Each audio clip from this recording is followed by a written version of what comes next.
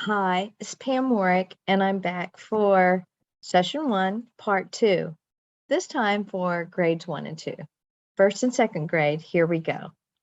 The discussion points today are about how. Remember, part 1 was about what.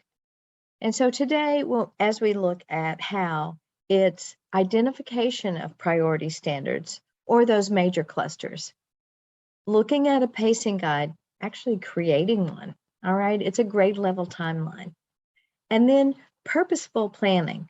Once we have those priority standards identified, put on a pacing guide, then we can plan with a purpose, okay? You're with me on this. And then if we deliver instruction, how do we know they know unless we talk about assessments? It'll be brief on assessments this time, as we will talk in depth about assessments in another session. So let's go with this. Identification of priority standards.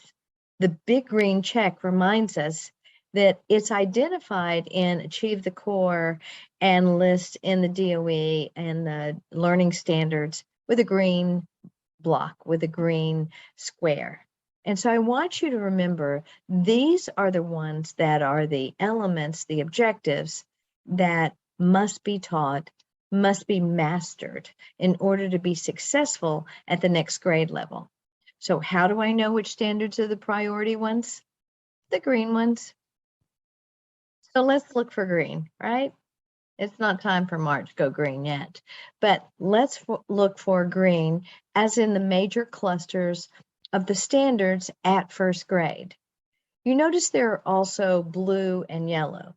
And if you've been with me before, we've talked about those supporting clusters or those additional clusters.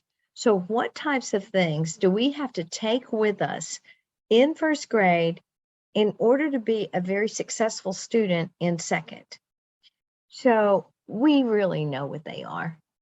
The operations in algebraic thinking, NBT, numbers base 10. We're all about place value. We've really, in kinder and pre-K, we had the CC standards, counting and cardinality.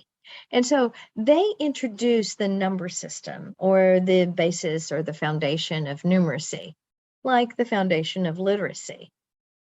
And it's first grade, you guys, that start to put it together in a framework, like put its sentence structure together or word foundation and decoding skills together. You guys put the number system together, numbers base 10. Why do we have 10? Base 10? Oh, I can't think of a reason why. You guys know this. All right, so operation algebraic thinking, represent and solve problems involving addition and subtraction. We spent time in kinder doing put together, take apart, actually saying the words out, addition and subtraction. But you guys put it into symbolic form with the developmental structure of the counting and the manipulatives. That's very, very important that we keep that developmental approach going on. We also understand and apply properties of operations, the relationship between addition and subtraction. Addition, multiplication, going forward. What comes next? The brain likes that. Brain's happy about going forward. And when we start to do things in reverse, even like what, parking your car, going in reverse. Yeah, the brain says, wait a minute, doesn't feel natural. So 1.0A, point B, is a very critical element in that we teach them in inverse relationships that we have. We used to say fact families or fact fluency, that there is a relationship with putting together, taking apart, adding, subtracting.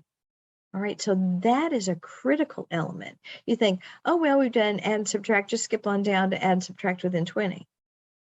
Well, it's important too, but the relationship is critical, that they understand which ones are which and why we're talking about these operations together. The other day I was in a first grade class And a student was confusing add and subtract. Okay, well, let's think about what the year, let's don't think about 2020. All right, so we know this, that maybe this was overlooked and that might be a learning gap.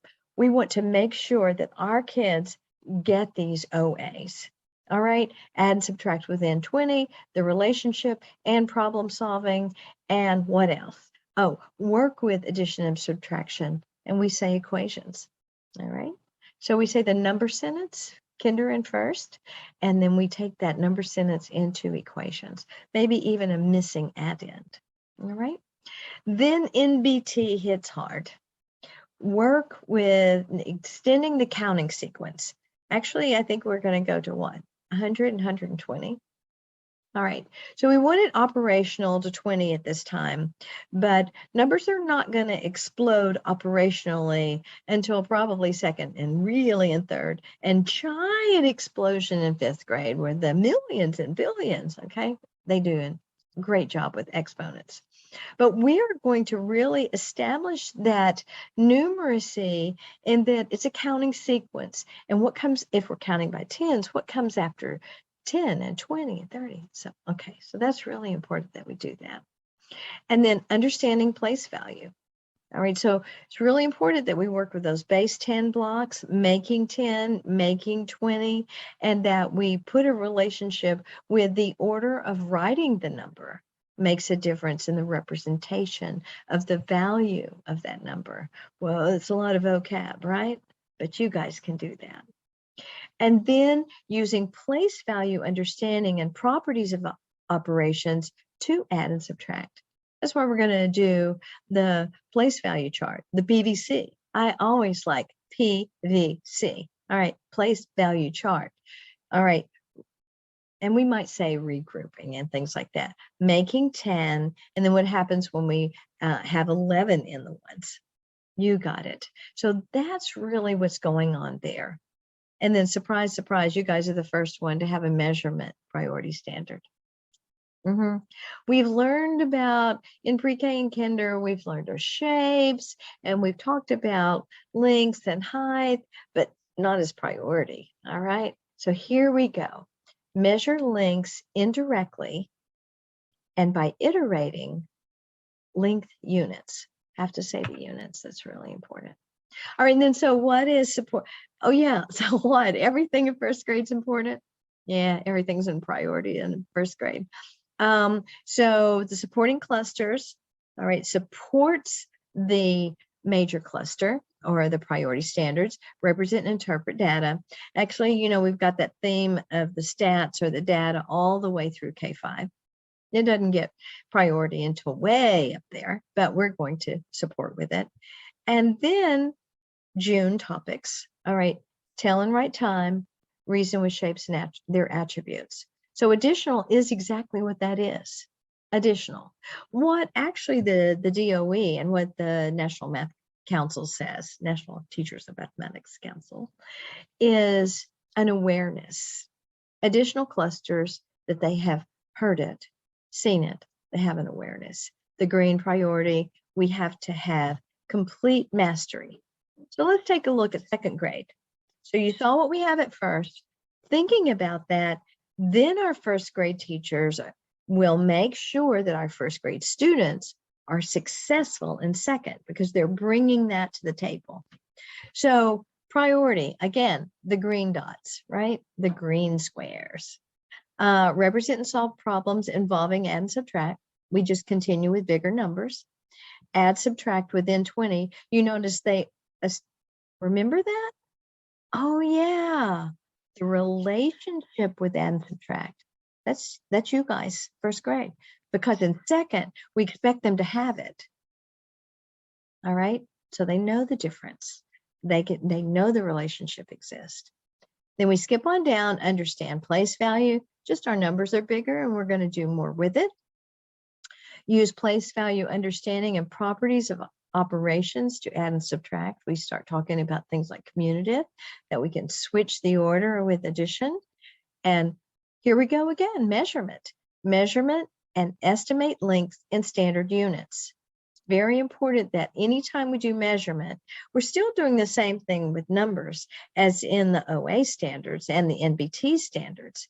But in measurement, we have the unit. We actually are talking about something concrete and tangible. We give real life reasons to add and subtract. So it's really important that we put that in there. And then the second measurement is relate addition and subtraction to length. All right, then what? Okay, so most everything you do in second grade is priority. And the supporting is equal groups of objects to gain foundations of multiplication. That's that repeated addition. So we're going to do objects so kids can see the patterns of repeated addition. That's important there too. Make it very, very visual. Second grade is still considered developmental. All right, so it's very important that we do that hands-on developmental approach as we're building the mathematics. And then, oh my goodness, time and money. Remember in first grade, they have an awareness. You guys are going to bring it home. And you guys know with next generation standards, time is going to slip down to first grade, but that's okay. That's next year, right? We're in transition right now. All right, and then it'll slip down because it's on the crosswalks. And then represent, interpret data. And then the only additional thing that we can put where? In June is reason with shapes and attributes. So first grade and second grade, there we go. We have identified the priority standards. Now that was horizontal. You remember this, right? When we're looking within grade level, that's horizontal alignment. Now we're going to go outside the grade level and talk about a grade band. All right. And I wanted just to remind you why priority is essential. In the vertical alignment, we say and we look, and let's just review this. Ensuring the curricular objectives are specific and build upon, build upon each other across grade levels so that priority objectives are measured and gaps are eliminated. So the story of K1-2, they have the foundation of numeracy. They understand the relationship of number. They've got those vocab words like fewer and greater and next and before, and all those wonderful things in mathematics in order to do what? Foundation of fluency. Add, subtract, concept skills, problem solving, and place value. Boom, there it is. And when they do that, we put that in place with that child to take to third grade. Third grade starts a journey of operational fluency. And without this, operational fluency is frustrating and challenging. And by fifth grade, we shut those guys down. So very, very critical. This is your story in K1-2. You go, oh my gosh, that's so busy. I know, I tried to simplify it, but it's that important. All right, it has to go everything on one slide. That's just what we're doing. This is aligning the priority standards to, if you are using Envision, and you might call it Pearson, you might say Savas. Okay, this is trivia. Envision is the curriculum. That's the book. It is owned by Pearson. That's the big umbrella, the people with the big bucks. And then Savas is who made it digital. So you go the Savas login. Oh, that's who made it digital. So that's why the three names. Now, you can remember that or not. Doesn't matter. That's trivia. All right, so I'm using the Envision curriculum. And so if you have this, here's the 1, 2, 3. 1, identify your standards. I picked measurement. You know why? It's way on down there. Do I have to get there? It's green. It is. All right, so measurement. And then number 2, I look and I make sure, oh, yep, there it is. MD.A, measurement and estimate lengths. And then what do? I go up and I find it's in topic 12, and I need to teach those lessons. 1, standards. 2, priority. Find the lesson. I know, and you go, well, I don't use that. Okay, well, do you use the instant math? Okay, not 3 words like Envision, Pearson, Savas. All right, so we have HMH, Houghton Mifflin, and they own it. And Into Math is the curriculum. All right, so you might have Into Reading, Into Math, owned by Houghton Mifflin. Not 3, but okay, you got this. All right, so 1, you can browse by. I find it easier to browse by the standard. If you know the book really well, you can browse by the modules. And Into Math, they have a new curriculum. So in the earlier grades, they've switched some things in order. As you notice, length is module 18, but we haven't said that out loud yet. All right, so first, identify the standard. Boom, priority. And what? Where's the lesson? 1, 2, 3. You go, but I use Eureka. Okay, I'm ready for you. All right, Eureka, all right, does have 3 names, and I didn't put all 3 there. Used to be Engage New York. It was written Engage New York under a grant. This is all free. You don't have to remember it. And then it is, I'll tell you the story. All right, then the other states wouldn't use it because it said what? New York. So they transitioned the name Engage New York just for a marketing piece and called it Eureka. I have found it. I have found a great math curriculum. And then what? Great Minds. It is like Savas. It owns the digital component. Got it? That was free. What's important here? Priority alignment to your new curriculum. So I look in my curriculum, and Great Minds or Eureka has a curriculum map. I looked for what? I look for measurement. Check. Priority. What lessons? Module 7. So what did that look like? Real quickly. Boom, boom. Standards. Priority. The lesson. Standards. Priority. The lesson. Module 18. That's way on back there. We got to pull that baby up. Standards.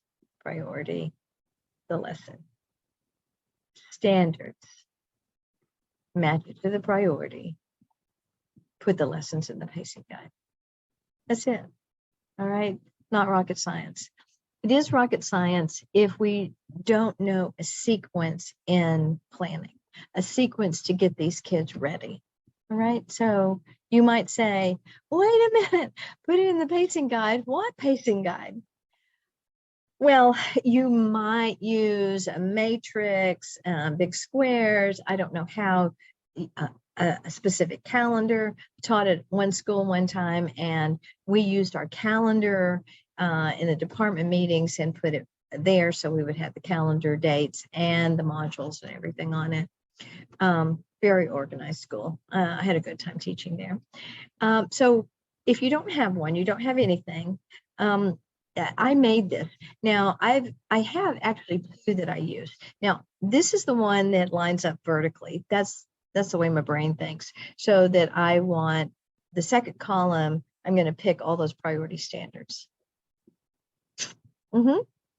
And 1, I'm going to look at the map, I'll look for the standards, match it to the priority, find it in the module, and put the lessons right there. Then you decide how many days, what type assessment. All right. And so if you don't have anything, I will put this resource in the Google Classroom and you can use that. And I've already made actually a link so you can see what it looks like. Now, remember, if you use one of my Google Docs, if you take notes right in it, then you take notes for everybody. So you have to download the Google Doc. You know this stuff. Download it, make it your own, call it something else. Label it with your school and your name, whatever, your grade level, and then you can use it. I also have another one. I worked for a school last summer and wrote some curriculum for them, and they wanted horizontal. My brain doesn't work horizontally, but if you'd rather have stuff lined up like this, then I'll send you that one too. Just ask. All right. So to review this, here we go. The 2022 Road to Pacing, better known, oh my goodness, missing an N, better known as the countdown to the next grade level, looks like this. Priority standards. What is taught to mastery? Align the priority standards to your new curriculum. Got it. Identify those lessons, put them on the pacing guide. Allow extra time for Okay, I have to tell you why I'm laughing. I'm so sorry, I'm interrupting. I have 3 sons, and they always said, Mom, if it's emphasis, just say it the second time and say it louder. So when I see the word emphasis, I go, allow extra time for emphasis. Emphasis. I'm so sorry. I know this is a recording and now you have that silly story on there, but allow extra time for emphasis on those priority standards, and then use differentiation if needed, and then deliver that instruction. And how will we know they know unless we assess? So that's the story. All right. It's a great story. But if we don't find out if they know, our story is not, it doesn't have a moral of the story, doesn't have an ending. Then you may have seen this slide before. I just want to reflect, we have another session on assessment, but I just wanted you to think about, you don't have to wait until Friday for a test or a quiz or whatever. Informal assessment can go on every single day with every single kid in your classroom. Yeah. So we've been talking about planning. Then you deliver instruction, you observe, you document, track everything. And then you review that and say, oh, differentiation, or we can move right on. Everybody got it. Wouldn't that be great? And then more planning and instruction, observation. You get it. This needs to happen every single day. All right. And then what do we do with that? Just a reminder, and this is not a portfolio lesson at all. It's just a reminder. Authentic performance is in something authentic. Classwork, a project, a paper, anything they do, a picture of what they've done. If they're young like this, our kids sometimes are not readers or writers, especially in first grade. So we might take a picture of something, but authentic learning, right? Good. Just a reminder, this was in the first part, is where to find information about learning gaps or interventions. I'll just take a moment and look at the clock. I'll go there with you, and I think I have that up.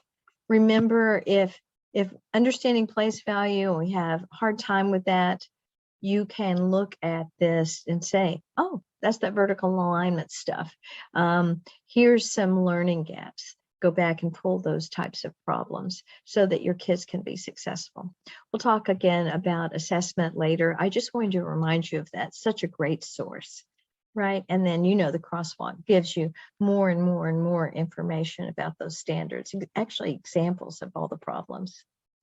And I would be amiss if I didn't talk about retention. We spent all this time, 2 entire videos, talking about planning and planning with a purpose. And don't you want them to remember? I do. I really do. So retention in best practices comes from when we use experiences. Oh, I'm glad I did the emphasis thing. You'll always remember that because you just say emphasis for emphasis. All right. Just like that, and add an experience, and it causes the brain to remember easier. That's why we remember like songs and things. Since it's an experience, the brain loves it. The brain loves rhythms and rhymes and making it personal. And then of course, close the lesson, file, save as. You got this. All right. Closure, we're going to recap. Sorry about the pun there. So you are going to complete the reflection in the next list in session 1 in our Google Classroom. And this reflection, when you do that, will release the attendance. That means you have done every single thing that you are required to do for your professional development credit. So video 1, video 2, reflection, releases the attendance, and boom, on your own time, you've got this. I want to thank you for being with me, and thank you for caring more about mathematics instruction. Remember, if you have a question, put it in the Google Classroom, or if it's more individual in nature, you don't want the world reading it, or everybody in the Google Classroom, just send me an email at pamela.warwick@generationready.com, and I won't have to say it again, so you can rewind it and look at it. You can even turn the sound off. All right, have a great day, and I'll see you next time.